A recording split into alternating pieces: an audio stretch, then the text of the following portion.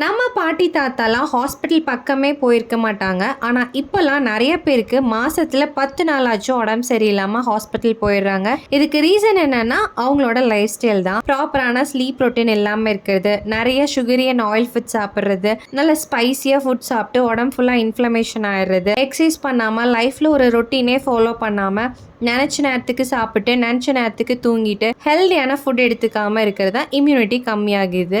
அதனாலே அடிக்கடி உடம்பு சரியில்லாமல் போயிடுது. ஒரு சின்ன காய்ச்சல் வந்தால் கூட அப்படியே டவுன் ஆகி ரொம்ப டயர்ட் அண்ட் வீக் ஆயிடும். ஸோ நம்ம இம்யூனிட்டியை பூஸ்ட் பண்ணுறதுக்கு நம்ம சாப்பிட்ற ஃபுட்ஸில் நிறைய விட்டமின் சி ரிச் ஃபுட்ஸ் இருக்கிற மாதிரி பார்த்துக்கணும்.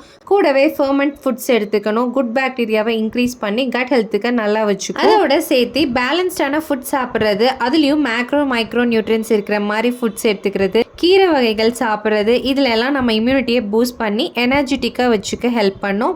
ஸோ இந்த மாதிரி நம்ம இம்யூனிட்டியை என்ஹான்ஸ் அண்ட் பூஸ்ட் பண்ணுற மாதிரி 5 டேஸ்க்கும் 5 different varieties of immunity recipes. இதோட ஃபுல் ரெசிபி வீடியோ வேணும்னு நினச்சிங்கன்னா கீழே இருக்க லாங் வீடியோ லிங்க் செக் பண்ணி பாருங்க. இந்த வீடியோ யூஸ்ஃபுல்லாக இருந்துச்சுன்னா உங்கள் ஃப்ரெண்ட்ஸ் அண்ட் ஃபேமிலிக்கு ஷேர் பண்ணிட்டு இந்த மாதிரி ஹெல்தி ரெசிபிக்கு நம்ம பேஜை ஃபாலோ பண்ண மறந்துடாதீங்க.